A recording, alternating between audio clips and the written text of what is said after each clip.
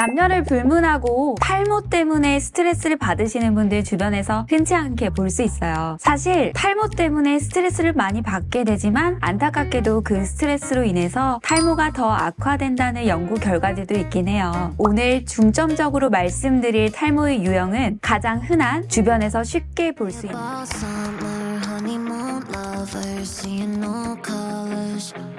안녕하세요. 다시 젊어지는 닥터 리영입니다. 남녀를 불문하고 탈모 때문에 스트레스를 받으시는 분들 주변에서 흔치 않게 볼 수 있어요. 사실 탈모 때문에 스트레스를 많이 받게 되지만 안타깝게도 그 스트레스로 인해서 탈모가 더 악화된다는 연구 결과들도 있긴 해요. 실제로 머리카락이 빠지는 양이 예전보다 늘었다, 혹은 숱이 줄어든 것 같아 등등 다양한 형태로 탈모 증상을 호소하시는 경우가 많은데요. 탈모도 원인에 따라 다양하게 분류할 수가 있습니다. 환경적인 요인의 일시적인 탈모도 있지만 유전성으로 지속되는 형태의 탈모도 있고요. 그 중에서 오늘 중점적으로 말씀드릴 탈모의 유형은 가장 흔한 주변에서 쉽게 볼 수 있는 소위 M자형 탈모라고 하는 안드로겐성 탈모입니다.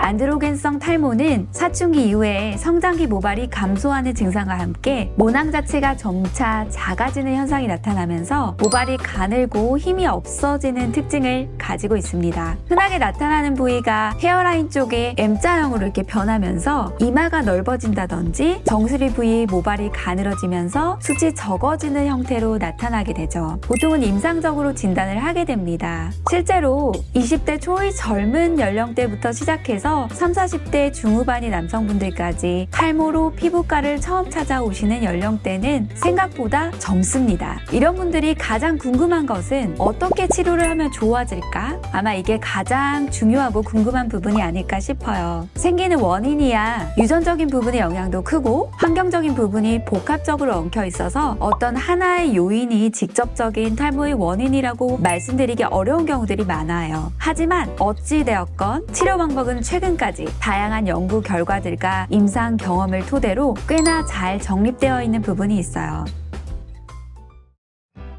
탈모 치료 기본 3가지 말씀드리겠습니다. 첫 번째, 약물 치료인데요. 이건 가장 기본이 되는 치료입니다. 접근성이 용이하고 그 효과가 가장 입증된 치료 방법이에요. 보통 2가지 약물이 가장 대표적인데요. 피나스테리드와 두타스테리드가 있어요. 안드로겐성 탈모의 가장 중요한 원인이 되는 것이 DHT인데요. 남성 호르몬으로도 잘 알려져 있는 테스토스테론이 5알파 한원 효소와 만나면 DHT가 생성됩니다. 이 DHT가 탈모의 직접적인 원인이 된다는 것은 잘 밝혀져 있어요. 가장 많이 복용하는 것은 피나스테리드 성분의 약제들이고요. 대표적으로 프로페시아가 아주 잘 알려져 있죠. 두타스테리드 성분의 약제는 아보다트 등의 약물이 있는데요. 탈모에 대한 치료 효과는 피나스테리드보다 두타스테리드가 더 크지만 그만큼 부작용도 확률적으로 조금 더 높다고 알려져 있어서 개인의 상황과 여러 가지를 고려해서 선택적으로 처방을 받으시면 되겠습니다. 두 번째, 보조요법입니다. 약을 복용하기가 곤란한 상황이거나 혹은 개인적인 여러 이유로 약물 이외에 다른 방법을 초기에 선호하시는 경우들도 종종 있습니다.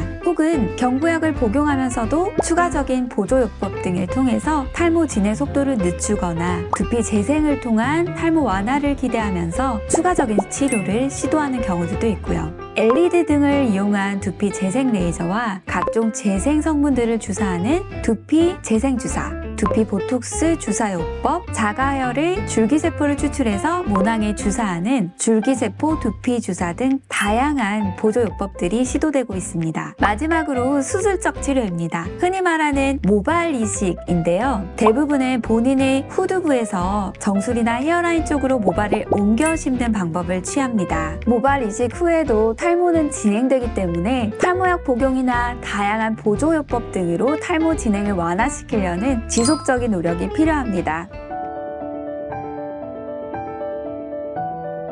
오늘은 탈모, 그 중에서도 가장 흔한 안드로겐성 탈모에 대해서 간단히 알아보는 시간을 가졌어요. 있어요. 사실 탈모에 대해서는 너무나도 드릴 이야기들이 많지만 좀 더 자세하고 구체적인 내용은 분야를 나누어 추후에 조금씩 더 다뤄보도록 할게요. 그럼 요약해 볼게요. 안드로겐성 탈모의 치료에는 먹는 약이 가장 많이 쓰입니다. 피나스테리드와 두타스테리드 그 두 가지 약제를 기억하시고 보조요법으로 재생 레이저와 주사 치료 등을 병행할 수 있습니다. 수술인 모발 이식을 하더라도 앞서 말씀드린 기본적인 치료는 쭉 병행이 되어야 한다는 사실 어렵지 않죠? 오늘 영상이 많은 도움이 되셨으면 좋겠습니다. 지금까지 다시 젊어지는 닥터 리영이었습니다. 감사합니다.